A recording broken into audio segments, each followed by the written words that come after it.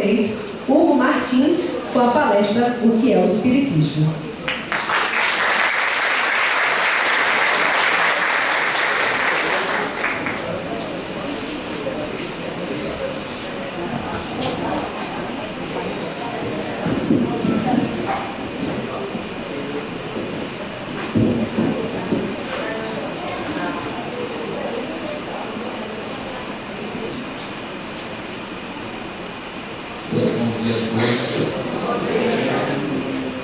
Eu acho que vocês não viram a barraquinha com os lanches lá embaixo. Está todo mundo com fome. Vou repetir. Bom dia a todos. Bom dia! Agora está certo. É uma alegria muito grande para mim. Na verdade, é uma honra poder estar aqui na Félia Alta. Sei a seriedade de todas as pessoas envolvidas com essa feira. E para mim foi com surpresa e com muita alegria que recebi o convite de poder estar aqui nesse domingo, falando de uma coisa extraordinária, que é o livro O que é o Espiritismo.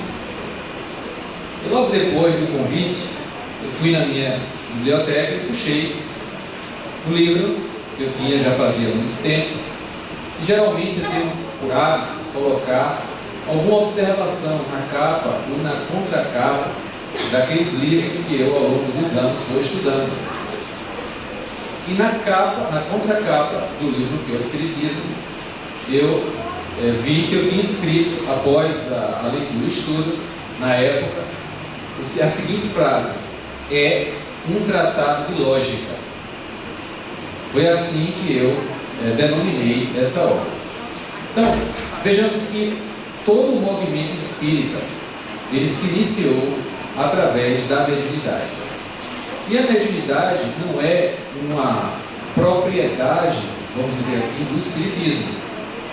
Se fizermos uma viagem no tempo, vamos ver que já há alguns anos antes de Cristo, na Índia, os hindus tinham um contato com a questão da mediunidade.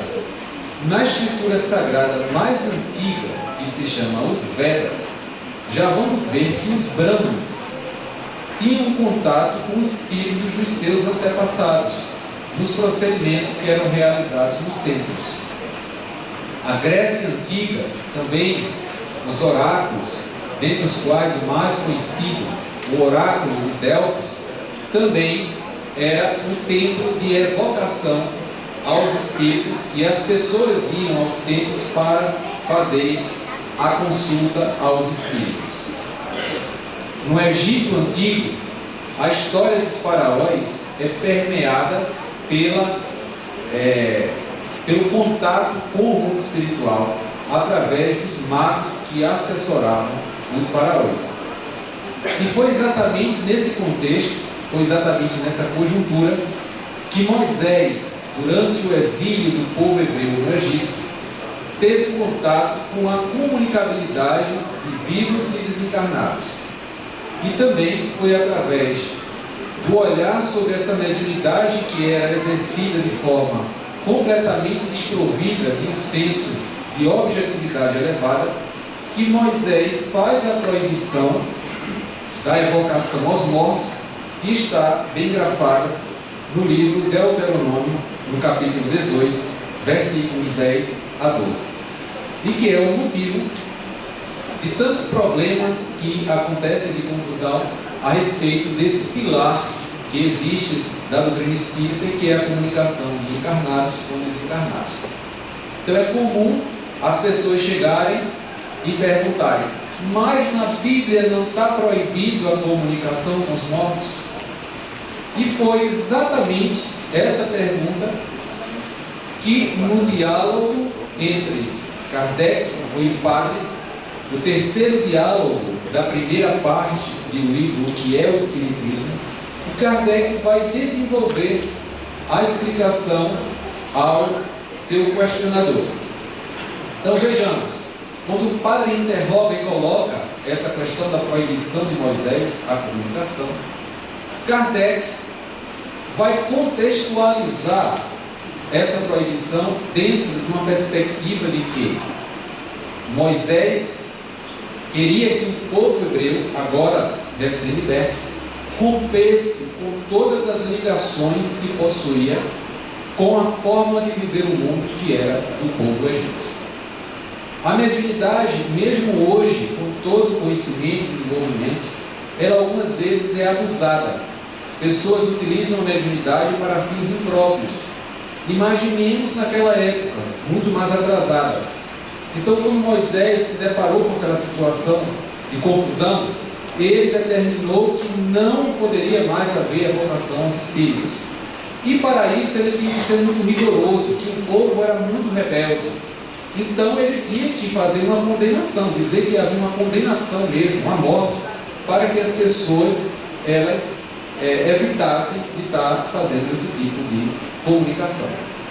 Sendo que Kardec coloca nesse diálogo com ele a necessidade de extrairmos daquela questão temporal para o momento que era vivenciado da mediunidade de uma forma elevada. Então vejamos que no próprio livro de Deuteronômio, no capítulo seguinte, que é o capítulo 19, vamos ter no último versículo uma orientação que supostamente seria de Deus para que as pessoas se vingassem umas em relação às outras, dizendo: olho por olho, dente por dente, mão por mão, pé por pé. Então Kardec vai colocar o seu interlocutor que, da mesma forma que não deveria ser seguido as outras orientações, aquela também deveria ter sido reavaliada. Então, vejamos que no próprio Evangelho, em Mateus, no capítulo 17, já desde o início, Jesus sobe ao monte com Pedro, João e Tiago, e lá em cima, o espírito de Moisés e de Elias, os espíritos são materializados, aparecem. Pedro fica tão impressionado que pergunta ao mestre se ele queria que se construísse 3 tabernáculos para eles pernoitarem lá. Depois de um tempo, a imagem se desfaz, uma voz aparece, um fenômeno de voz direta, que é atribuída a Deus, indicando Jesus como um filho bem amado. Jesus e os 3 discípulos descem do monte, e no caminho, um deles indaga: mas mestre, na escritura não é dita que Elias deveria vir para anunciar a vinda do Messias? Jesus disse: ele veio, e não o reconheceram, e fizeram dele o que fizeram. E os discípulos então entendem que Jesus falava de João Batista. Está escrito dessa forma em Mateus capítulo 17, que é uma prova documental de que lá naquele momento eles já percebiam a questão da reencarnação. Reencarnação, que é outra pergunta que o padre, nesse diálogo, terceiro diálogo da primeira parte do livro, que ele coloca a Kardec essa indagação, a questão do dogma da reencarnação. Porque é um grande problema, entre aspas, na mente das pessoas, e isso vai ser discutido por vários autores espíritas, Hermínio Miranda, Herculano Pisa e tantos outros, porque não se aceita a reencarnação. Seria tão mais fácil a vida do mundo ocidental se as pessoas, pelo menos, se dispusessem a ter mais boa vontade em relação à reencarnação. Eu escuto muitas vezes as pessoas dizerem assim: não, eu acho o espiritismo muito interessante, vocês espíritas fazem a caridade, vocês ajudam, vocês tentam fazer o mundo melhor, mas a única coisa que não entra na minha cabeça é a reencarnação. E eu fico pensando, é uma das coisas mais lógicas que o espiritismo tem, é a reencarnação. Como você vai entender que uma pessoa, por exemplo, nasce sem a possibilidade do raciocínio? Deus coloca no mundo uma pessoa completamente desprovida das suas capacidades intelectuais. Sem a chave da reencarnação, como você vai resolver isso?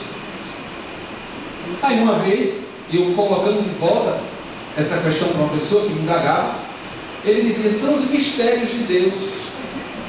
São mistérios de Deus. Então a reencarnação é uma chave lógica. E o padre, no diálogo, questiona Kardec sobre o ponto da reencarnação.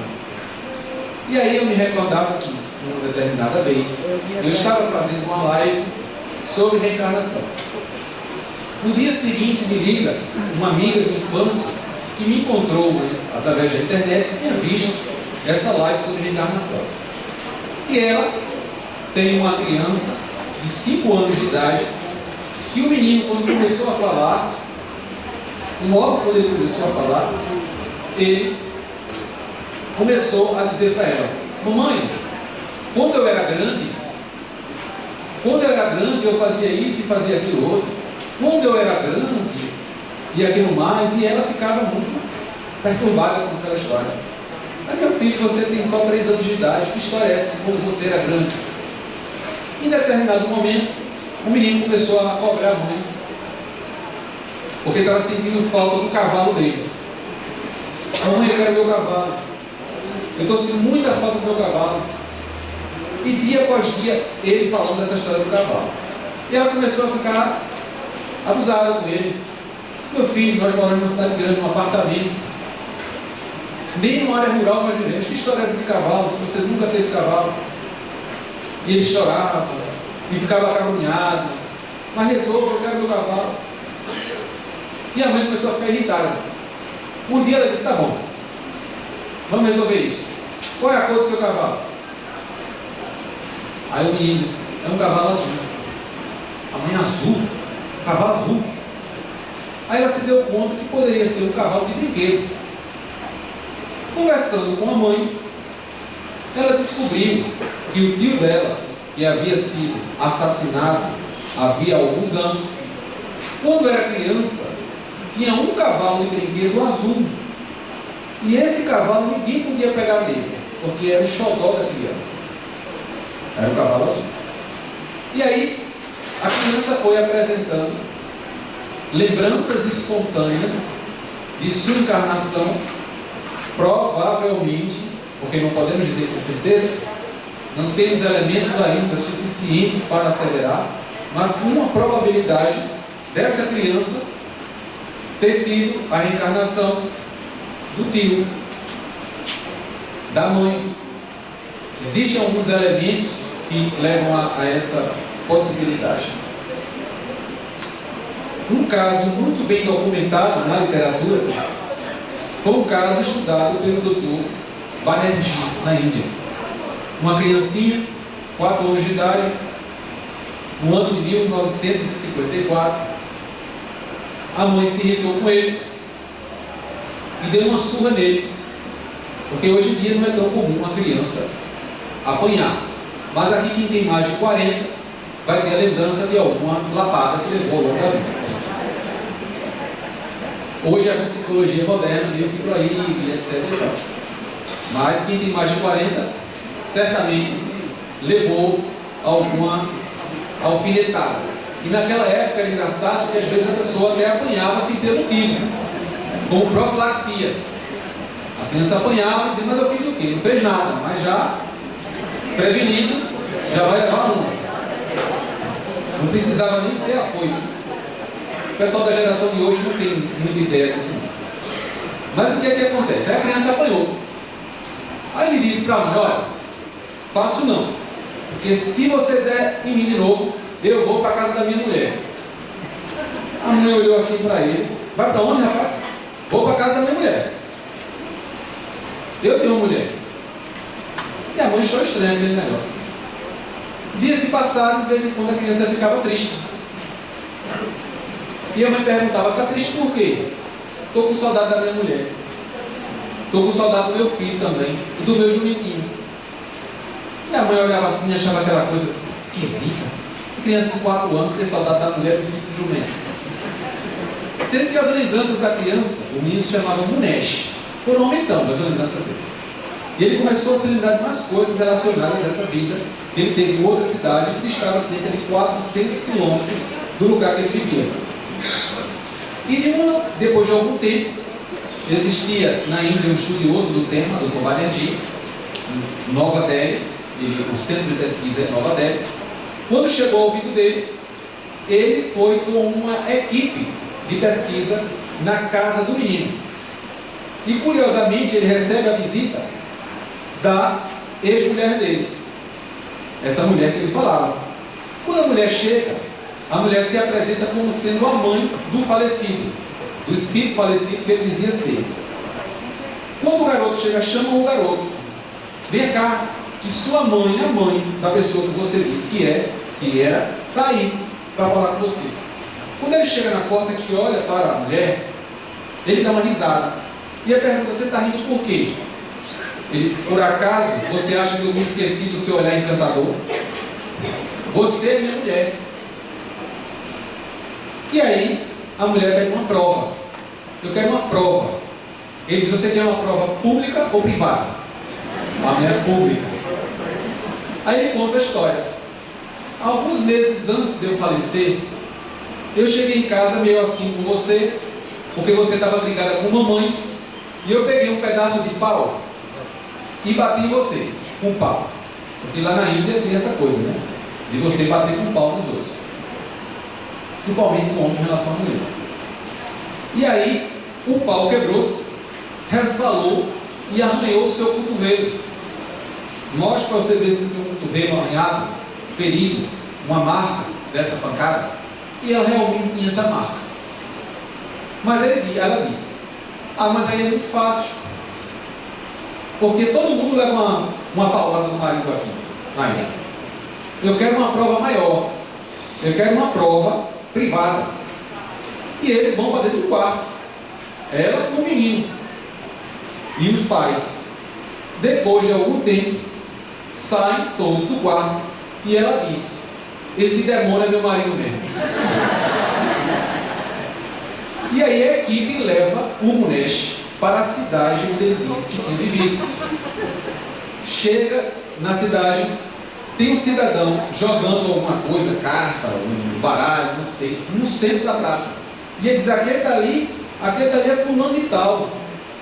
Eu morri, ele ficou me devendo não sei quantos. Foram atrás do cara e realmente a história confirmou-se. Chegou na casa dele, ele disse: pastor, eu morri, pintar a cor de outra cor. Eu nunca ia pintar minha casa numa cor dessa. Entrou na casa e ainda disse: eu tinha uma devoção a Shiva, e eu guardei umas moedas de ouro dentro da imagem da Shiva, para que a minha mulher tivesse um parto bom quando fosse a hora de dar luz à criança. E um morador novo da casa, porque depois de falecido a mulher vendeu a casa a outra pessoa, disse que realmente tinha uma imagem de Shiva que caiu e quebrou-se, e tinha lá as moedas dentro da imagem.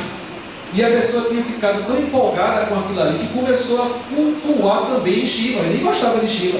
Depois que tinha as moedas de ouro dentro lá da imagem quebrada, começou a cultuar também Shiva.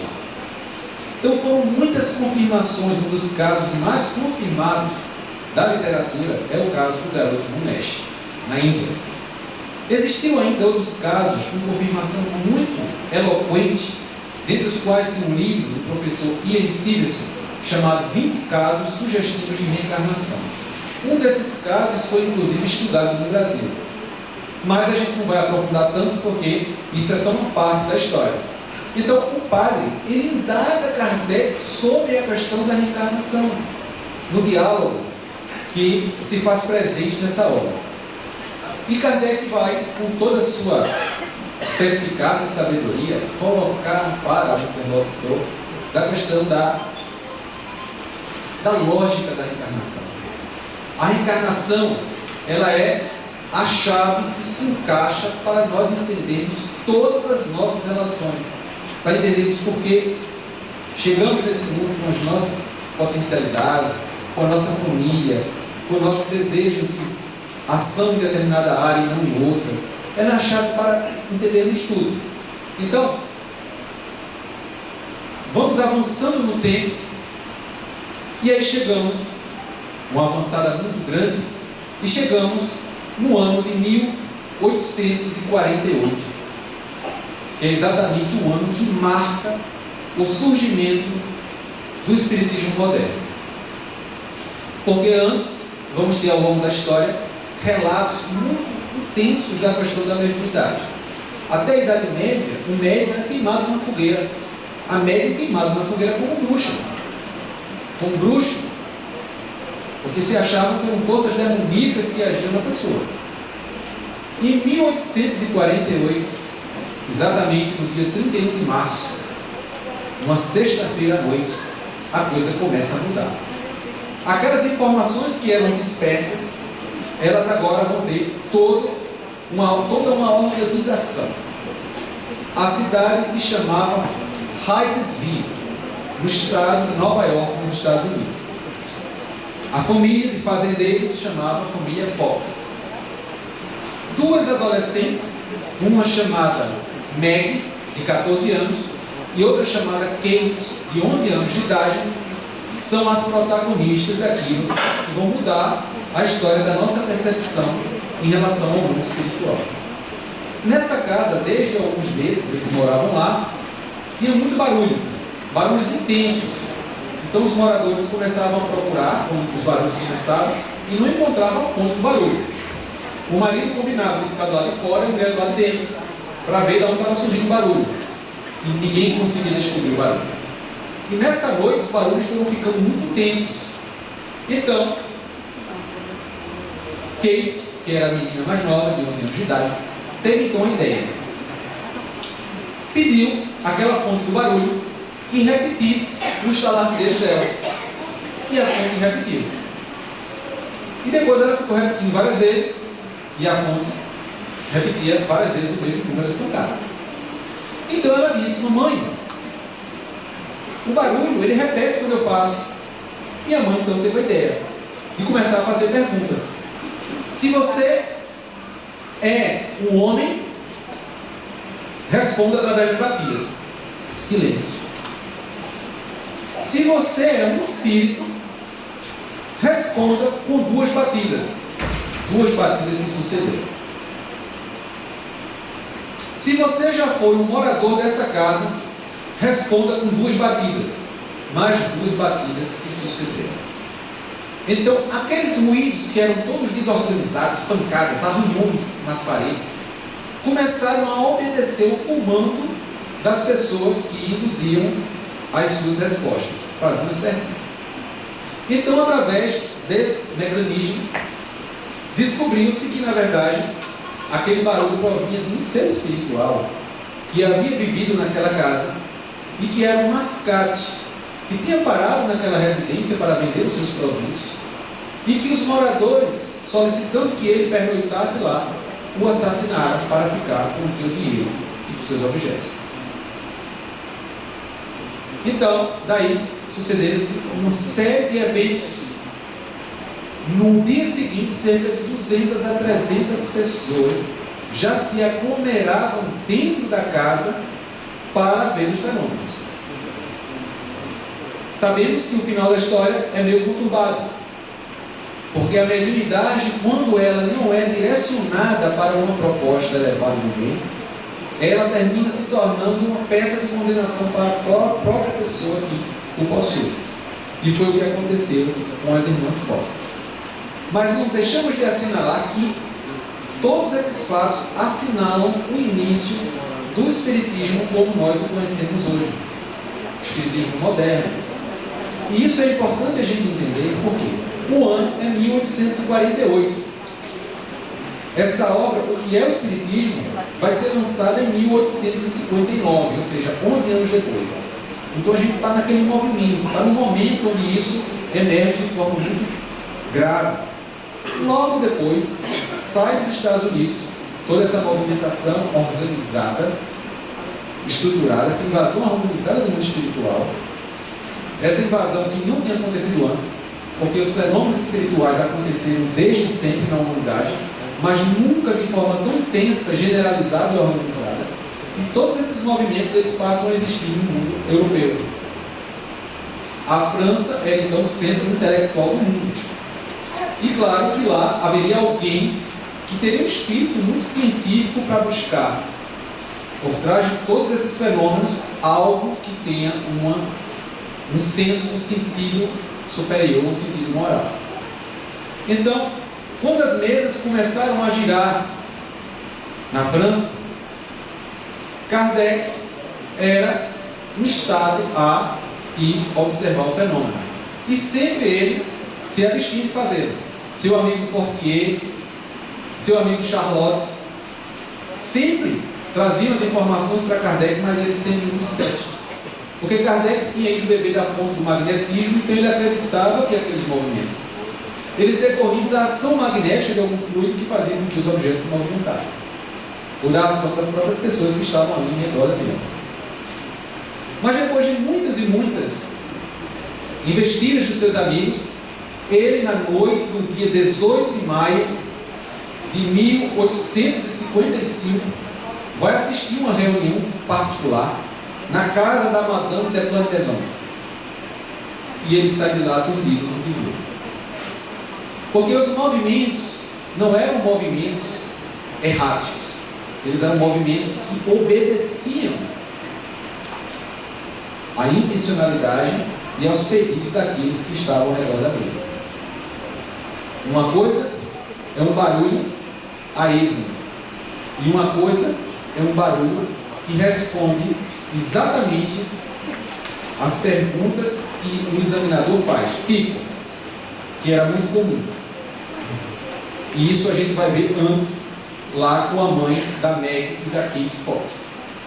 Ela tinha tido 7 filhos, mas um morreu muito pequenininho, e ela não se lembrava. Então ela perguntou quantos filhos ela havia tido, e o espírito deu 7 batidas, sendo que na conta dela eram só 6.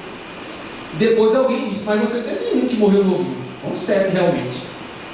A outra vizinha perguntou a idade. A mulher sempre gosta de botar a idade para baixo. E o espírito, ele sabe, não tem jeito, disse a idade certinha. Eu acho que ela se arrependeu de ter perguntado. Então vejamos, não poderia ser uma ação de inteligências que estivessem ali manipulando, porque as respostas às vezes eram contrárias até ao desejo da pessoa. Então, em 1855, Kardec ele toma contato pela primeira vez com esses movimentos das mesas. E a partir daí ele enxerga um fundo de moral por trás daquelas comunicações. A doutrina espírita ela vai estar embasada numa ciência de observação, ou seja, você observa o fenômeno e a partir dessa observação do fenômeno você tira conclusões ou você tira consequências que são de ordem moral. Então não é só uma comunicação. Não vai adiantar uma comunicação se ela não estiver acoplada com a questão moral. Exemplo, nosso querido Francisco Cândido Xavier, pessoa de uma mediunidade extraordinária, mas certamente tem muitos médiuns com capacidade extraordinária de comunicação com os espíritos. O que chama mais atenção no Chico Xavier é a sua ascendência moral, não é a questão da sua capacidade mediúnica, que embora extraordinária, ela é até relativamente comum, mas a capacidade moral de aplicação daqueles recursos em prol da humanidade, isso não está. Então foi exatamente isso que Allan Kardec enxergou. Então Kardec, quando viu e quando percebeu que as comunicações espirituais eram verdadeiras, quando ele começou a aprender o fenômeno, então ele elaborou uma série de perguntas aos espíritos. Então Kardec não tinha mediunidade ostensiva. No máximo ele tinha uma mediunidade intuitiva. Então, na acepção própria do termo, Kardec não era médium. Não era médium. Então ele elaborou aquelas questões que nós vemos e são tão famosas no Livro dos Espíritos. E ele fez essa pergunta aos espíritos através de alguns médiuns. Algumas médiuns, as mais famosas, Caroline e Julie Baudin, que eram 2 irmãs, uma de 16 e outra de 14 anos de idade, Céline Bout-Jaffé e depois Hermance Dufour. Foram as mais conhecidas. Teve outros, vários outros. Esses os mais conhecidos. Então ele fazia a proposta das perguntas aos espíritos. Os espíritos respondiam através dos médiuns. Ele fazia uma compilação daquelas informações e a partir daí foi elaborado e foi lançado em 1857 o Livro dos Espíritos. Sempre quando o Livro dos Espíritos foi lançado, houve um auê. A ciência negava tudo aquilo. Dizia que aquilo ali era produto da ação da própria pessoa. Veja que em 1859, a Academia de Medicina de Paris vai dizer que tinha resolvido o problema, que tinha descoberto que na verdade aquelas comunicações que existiam era devido ao estalado no músculo da perna da pessoa. Vê que coisa sem sentido, mas está lá. Então, a igreja, por outro lado, dizia que aquilo era a arte do demônio. Isso é a arte do demônio, porque o demônio, ele se transfigura como luz e ele finge ser uma coisa boa para enganar as pessoas. Era esse o outro argumento. E era esse um dos argumentos que o padre vai colocar nesse diálogo. Então Kardec começa a estar no meio de uma confusão muito grande. Uma parte achava que não existia nada, que era a ciência. A outra parte achava que era coisa do diabo, que era a igreja. E outra parte também, que eram as pessoas que estavam com ele, que era outro problema também, achava que tudo que vinha dos espíritos estava certo. Se vem no mundo espiritual, está tudo bem. Que não é verdade. Temos que examinar as comunicações. Então, no meio dessa confusão toda, Kardec se vê instado a fazer uma obra explicando o que é o Espiritismo. E foi aí que, em julho de 1859, ele lança esse livro, que estamos aqui conversando sobre ele, o que é o Espiritismo.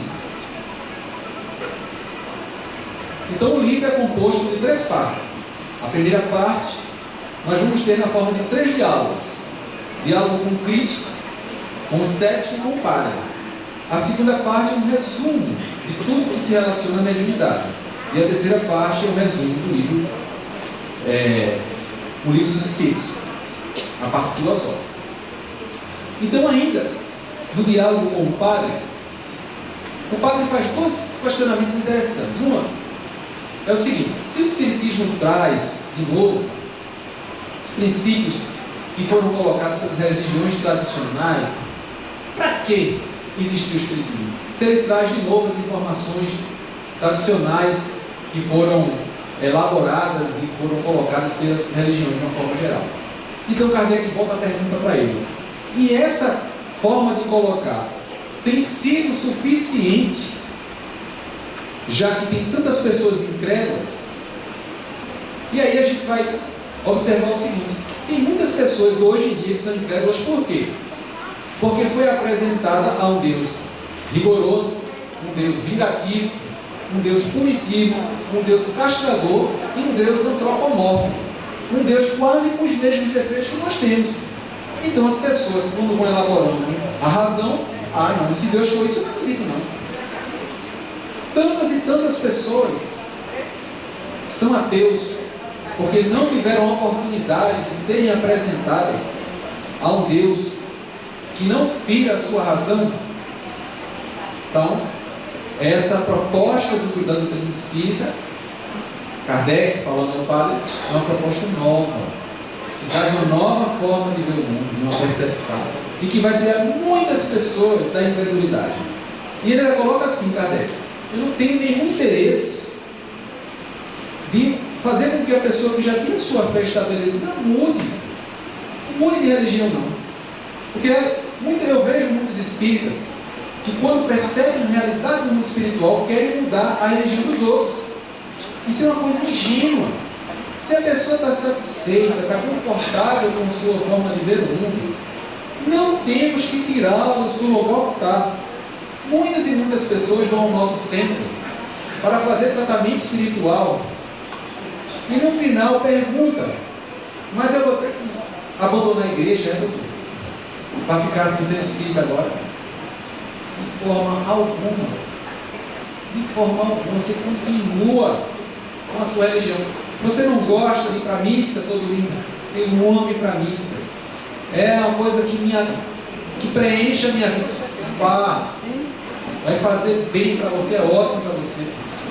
Mas eu posso ir para a missa e fazer o tratamento no centro? Ou então eu posso ir para o culto lá? Deve. Você não deve modificar. Então, não devemos ter essa ânsia e essa petulância de querer modificar a forma de ver do mundo, não. O Espiritismo vem para mudar o nosso mundo interior. Não que a gente tenha que mudar a vida de ninguém, porque ninguém tem essa capacidade. Isso é muita arrogância e prepotência.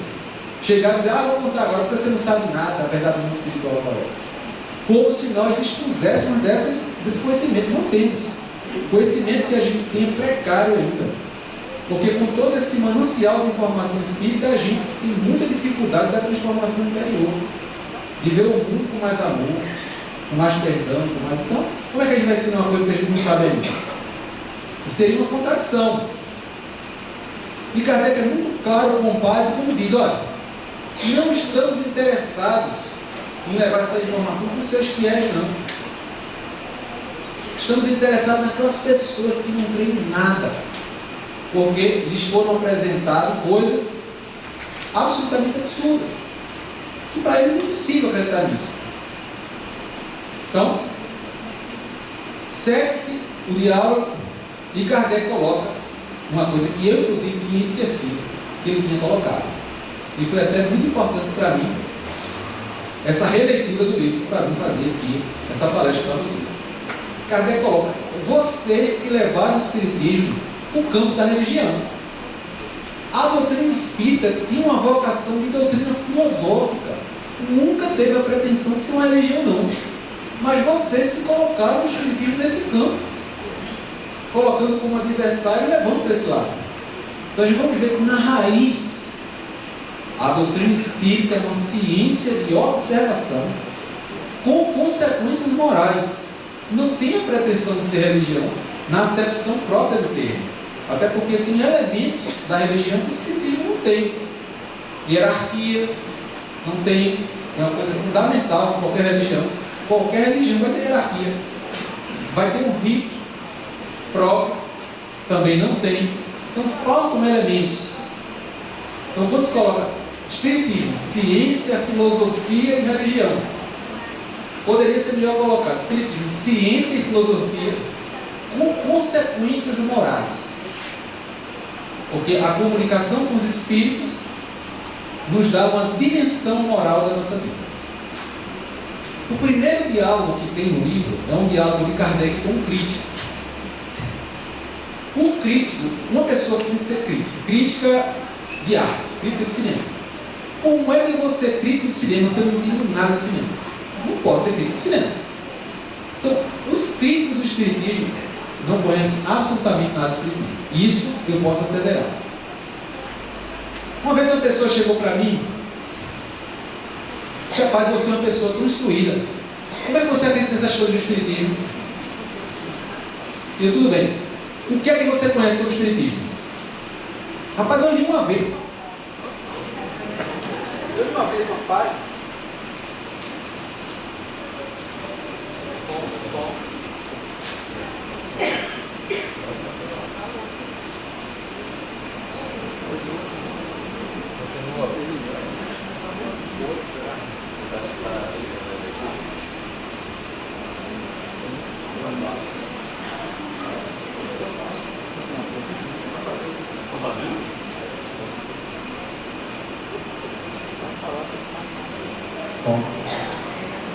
Então, quando eu perguntei, o que você leu sobre o Espiritismo? Eu vi uma vez um trecho de uma página do livro Evangelho segundo o Espiritismo. E eu fiquei impressionado. Esse rapaz, eu estou impressionado com a sua capacidade de entendimento, porque eu leio o Espiritismo todo dia e ainda considero que não sei nada. Já li centenas de obras. Você consegue ler um trecho de um parágrafo de um livro que você quer argumentar. Você é muito corajoso, porque eu não tenho coragem de abrir minha boca e falar sobre nada que eu não tenha lido muito. Então veja, qual é o argumento que uma pessoa que não tem conhecimento nenhum pode ter? Então o crítico, quando vem falar com Kardec coloca assim, diz uma coisa: se você não leu, como é que você vai argumentar? Aí a pessoa coloca, mas eu não tenho como ler, eu sou um crítico eu sou um jornalista, eu não tenho como ler sobre tudo para falar. Porque se eu sou um jornalista, eu não tenho como ler sobre tudo para falar do assunto. E Kardec coloca, mas se você não tem condições de ler, então você não fale sobre o assunto. Então ninguém tem a obrigação de ler sobre tudo. Mas aí você também não vai falar sobre o assunto. É uma coisa lógica. Então o crítico, por definição conceitual, é aquele que julga, é aquele que conhece a fundo. O crítico é um especialista no assunto. Aquela pessoa que vai saber o assunto nos pormenores. Então, o crítico do espiritismo, 100% das vezes, é uma pessoa que absolutamente não lê. Eu conheço uma pessoa que é casada com um estrangeiro e ela reside fora do Brasil. E o esposo dela a ajudou a fazer a tradução do Livro dos Espíritos do português, que ele conhece razoável, para o idioma local. Quando ele estava no meio do livro, ele disse, agora eu entendi o que vocês falam isso, o que vocês fazem. Ele começou a perceber. Porque o espiritismo é uma coisa muito grande, porque ele não está na codificação. O espiritismo está na natureza. Então, independe do desejo, independe do conhecimento, independe de tudo, ele está na natureza. Kardec fez foi observar as leis que estão na natureza e trazer para a forma do livro. Como é que sabemos que isso é verdade? Uma vez eu estava atendendo uma senhora e ela, analfabeta, deficiente visual, havia muito tempo. E ela chegou para mim para contar as histórias que tinham acontecido ao longo da sua vida. E aos 6 anos de idade, ela estava na frente da sua casa e a casa vizinha, uma mulher, um processo de dar à luz a uma criança, mas foi um verdadeiro parto, um parto na acepção própria do termo, porque a criança não nascia. E a criança não nascia, a parteira lá chama uma parteira mais experiente, e chama curioso, e chama rezador, e chama todo mundo. Vai morrer a criança, vai morrer a mãe. Começou a juntar gente na frente da casa da mulher. Maninha já está sem oxigênio, vai morrer, vai morrer. E ela viu quando chegou o espírito dela e indicou que ela entrasse na casa, sendo que a casa estava lotada e o espírito indicando para ela passar por baixo das pernas das pessoas. E sorte, quando ela viu, estava dentro já do quarto da alcova onde a mulher estava em processo de parto, trabalho de parto. Deram um vacilo e ela subiu na barriga da parturiente. E as mãos do espírito conduziam as suas mãos, fazendo manobras que a gente vê na faculdade de medicina. Manobras específicas, e a criança nasceu. Primeiro processo de mediunidade de cura. Cura sim. Instrumentalidade relacionada a problemas de ordem física. Passou a sua vida inteira sendo instrumento dos espíritos para a cura de doenças físicas, sem nunca ter lido uma frase de nenhuma obra espírita, sem ter nunca ido para uma palestra espírita. Por que acontecia isso? Porque esse fenômeno está na natureza. Eu acho engraçado, vamos ter uma palestra com a autoridade espírita. Ninguém é autoridade espírita, não existe autoridade espírita. Todos nós somos criaturas que estamos aprendendo. Somos criaturas tão pequenininhas nesse processo de aprendizagem, que é bem bom a gente saber. O mundo espiritual não tem nada a ver com o que a gente em geral vê. A gente está vendo assim, um véu, uma pontinha do véu levantou-se, a gente assim olhou assim, meio de lado, assim, uma sombra. Isso é importante para a gente evitar o processo de endeusamento que existe tanto, infelizmente, até no meio espírita. Todos somos simples criaturas que estamos em processo de aprendizagem e evolução espiritual, sujeitos aos erros, às quedas e tudo que existe. Então Kardec vai, no seu diálogo com o crítico, que ele coloca, isso é fraude e charlatanismo. Kardec coloca o fato de existir um falso médico, não quer dizer que a medicina verdadeira não existe. Porque vai ter pessoas que vão se aproveitar da boa vontade e querer ganhar dinheiro e viver a vida com a mediunidade. Isso vai ter. Vai ter gente fingindo psicografia. Está sendo aí descobertas várias pessoas fraudando cartas consoladoras. A pessoa perde um filho, vai lá no centro para buscar uma carta consoladora e a pessoa está ali fingindo que está fazendo uma carta, buscando informações na internet da pessoa, que hoje todo mundo bota as coisas na internet e vai escrever, dá uma carta falsa, vendendo um livro e ganhando dinheiro com sofrimento alheio. Mas o fato de existir isso não quer dizer que não existem aquelas pessoas sérias que fazem as coisas com amor e dedicação, sem ganhar nada em troca, do ponto de vista material. E o diálogo vai avançando e ele vai finalmente fazer o diálogo com o cético. Cético é aquela pessoa que não acredita em absolutamente nada. Se um espírito se materializa na frente dele, ele diz que aquilo ali é uma ilusão, em que é uma coisa da cabeça dele, é um sonho. Eu estava num curso uma vez fora, um médico contou que chegou no hospital em São Paulo para fazer um estágio. Colocaram ele numa salinha e ele fica dizendo: olha, aguarda aí que daqui a 20 minutos vai vir um chefe do serviço que vai te apresentar as pessoas e vai te apresentar os setores. O cidadão sai, chega, um senhor muito bem arrumado, disse: aí meu garoto, está pronto? Então, sim senhor, vamos conhecer o hospital então. Saiu apresentando sala de cirurgia, sala de atendimento, enfermaria, um ambulatório, tudo. Conheceu o hospital, tudo, volta, fica lá. Passa-se mais 5 minutos e chega o chefe de serviço. E aí, vamos lá conhecer o hospital? Disse: não, já me mostraram. Quem foi que mostrou para você? Foi o doutor fulano de tal. O cara olhou para ele e riu. Como assim, doutor fulano? Foi. Chegou aqui, me levou para conhecer tudo. O meu filho, ele foi fundador do hospital. Faleceu não sei quantos tempos. Aí eu voltei para ele e perguntei: e você acha que isso foi o que aconteceu com você? Sei não, acho que foi um sonho, né? Então, para o incrédulo, o cético, não adianta. Tem gente que chega e fala: se eu visse assim, feito vocês também, eu acreditava também. Quantos médios eu conheço, pessoalmente, que bate papo com o espírito e não acredita? Coisa da minha cabeça, essa coisa. Recebe a informação, se confirma dias depois. Pessoa, aquilo não mobiliza nada nela. Então o cético vai colocar o seguinte: não tem como provar que o fenômeno espiritual é verdadeiro.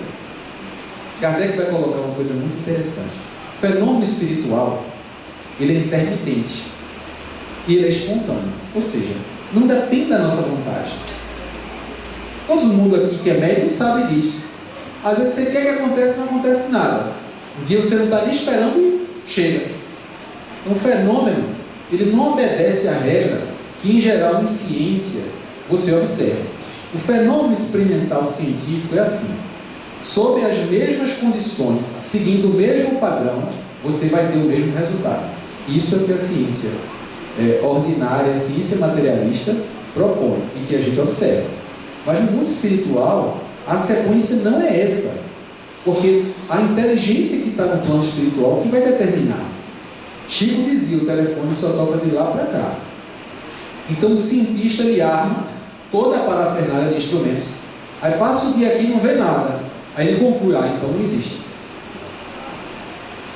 Kardec vai colocar que tem que ter persistência para você aprender o fenômeno. Vai ser chegar assim e acontecer. Aí as pessoas que são apressadas, como não veio de pronto, chegam à brilhante conclusão de que não existe.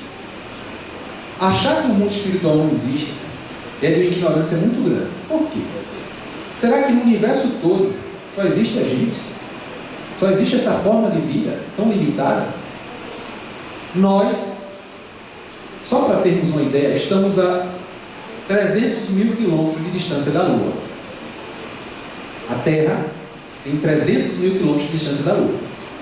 A velocidade da luz que é a maior velocidade que nós temos no conhecimento, é exatamente de 300 mil km por segundo. Então, viajando na velocidade da luz, demandaríamos 1 segundo para chegarmos na Lua. Trafegando na velocidade da luz, demandaríamos 8 minutos para chegarmos no Sol. A estrela mais próxima que existe do nosso sistema é a Alfa Centauri. Trafegando na velocidade da luz, demandaríamos 4,2 anos para chegar até ela. Veja que em 1 segundo chegaríamos à Lua. Nessa mesma velocidade seriam necessários mais de 4 anos para chegarmos à estrela mais próxima do nosso sistema. À noite, a gente vê as estrelas, nós estamos vendo menos que 1% das estrelas que existem na nossa Via Láctea. Sendo que existe cerca de 100 bilhões de estrelas na Via Láctea. Cada estrela dessa com sistemas iguais ao nosso, com planetas e tudo mais. Então nós temos vários e vários bilhões de planetas dentro da nossa Via Láctea, da nossa galáxia, que é considerada uma galáxia pequena. Durante muito tempo se achou que a Terra era o centro do universo. Sendo que se calcula que a distância da Terra para o centro da nossa galáxia, que é a Via Láctea, demanda em torno de 26 mil anos-luz. Então vamos lá entender a distância. Só para a gente se situar dentro da nossa galáxia. A nossa distância para a Lua, nessa velocidade, é 1 segundo. A nossa distância para o Sol, nessa velocidade, é 8 minutos. A nossa distância para o centro da nossa galáxia, nessa velocidade, é cerca de 26 mil anos. Então, 26 mil anos viajando nessa velocidade absurda para chegarmos no centro, não é no outro lado, não é no outro braço, é no centro da nossa galáxia. Aí você, puxa, 100 bilhões de estrelas? 100 bilhões de estrelas. O nosso Sol é uma criatura insignificante dentro dos outros sóis que existem dentro do nosso sistema, da nossa galáxia. 26 mil anos para chegar no centro da galáxia, correndo a velocidade da luz. Sendo que a nossa galáxia, dentro do sistema do universo conhecido, é apenas uma galáxia, porque são cerca de 100 bilhões de outras galáxias. E você achar que só você, o pessoal mais humilde que eu conheço é o pessoal da astronomia. Eu tenho alguns amigos que estudam astronomia. Então, quando eles começam a ver tudo isso, eles se tornam humildes, porque eles veem que somos uma coisa muito pequenininha dentro da estrutura toda. Então, dentro desse panorama, você achar que já sabe de tudo, o cético, o cientista colocar que, não, comunicação espiritual não existe. Tem uma amiga que foi fazer uma apresentação, ela é cientista, foi fazer uma apresentação sobre mediunidade dentro de uma comunidade científica. E o avaliador começou a rir. Seria uma coisa desconfortável, uma coisa de falta de educação, e começou a rir da gargalhada da apresentação dela. Eu acho, na verdade, que tinha um espelho, ele estava rindo dele mesmo, da ignorância dele. Mas ela ficou meio assim, desconfortável com a reação da figura. Então vejamos que o panorama é esse. Kardec vai lá colocar ele nesse livro a argumentação. Já naquela época ele coloca: será que a ciência sabe de tudo já? Será que a ciência já descobriu tudo que tem para ser descoberto? E se eu coloco que não existe, é porque eu já sei de tudo. Seria um pouco de arrogância. Então esses 3 diálogos, o crítico, o cético e o padre, fazem parte da primeira parte do livro. A segunda parte do livro vai ser o resumo de tudo que vemos no livro dos médiuns. O que é um médium? Pessoa que percebe de alguma forma a presença dos espíritos. O que é mediunidade? A capacidade que essa pessoa tem de se comunicar com o mundo invisível. E aí vamos pontuar uma coisa importante. Fazemos pesquisa em mediunidade. Fazemos pesquisa nisso. É comum as pessoas acharem que mediunidade é apenas vidência. A pessoa ouve os espíritos, sente a presença dos espíritos, às vezes tem sonhos premonitórios, mas não tem a vidência. Aí ela acha que é uma médium, porque se convencionou a achar que mediunidade era sinônimo de vidência. São vários os tipos de mediunidade. A vidência é um tipo de mediunidade.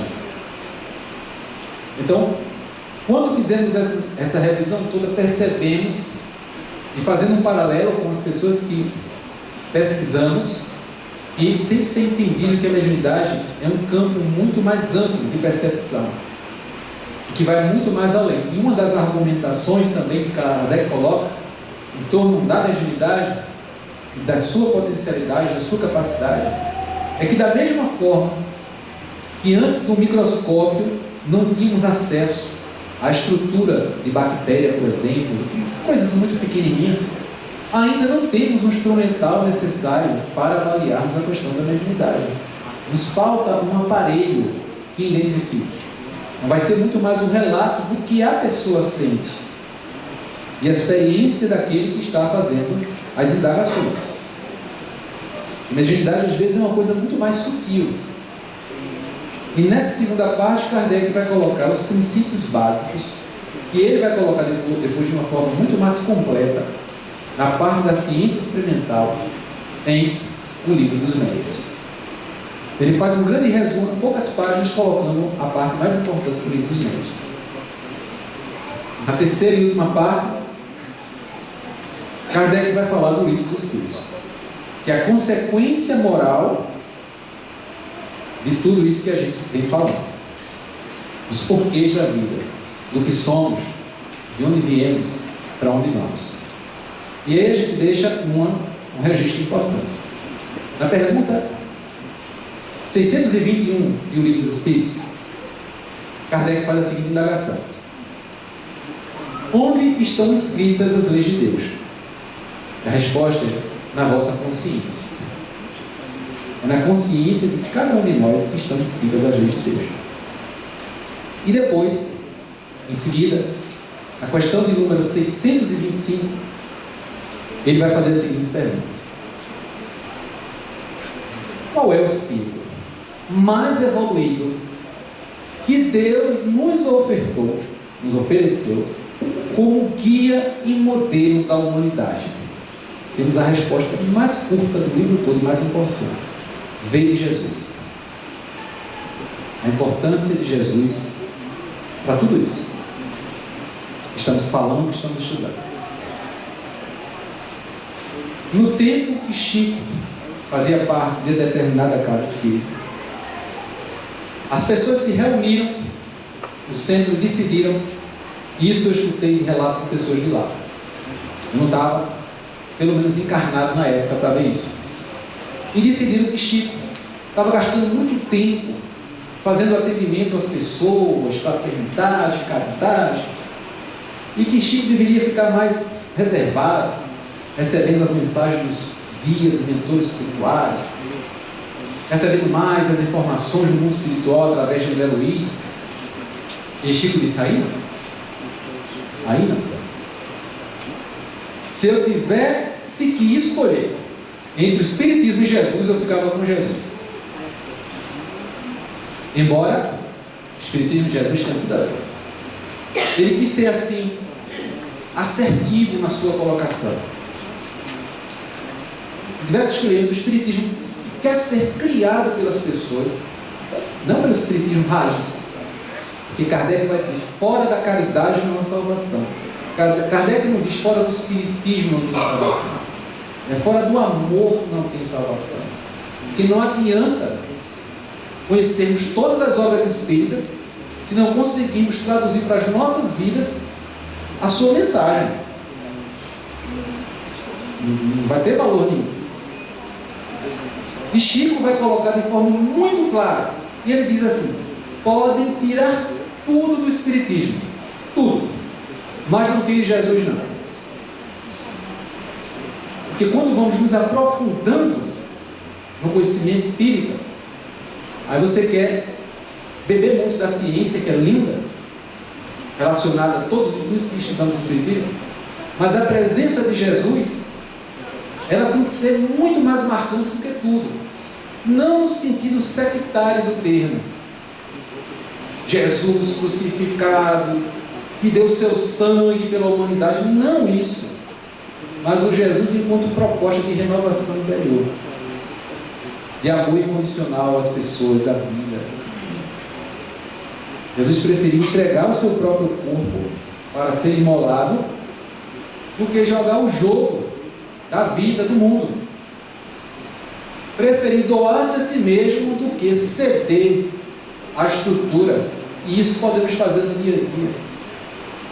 Quando optarmos por sermos justos e honestos, quando tudo pede para fazermos o contrário.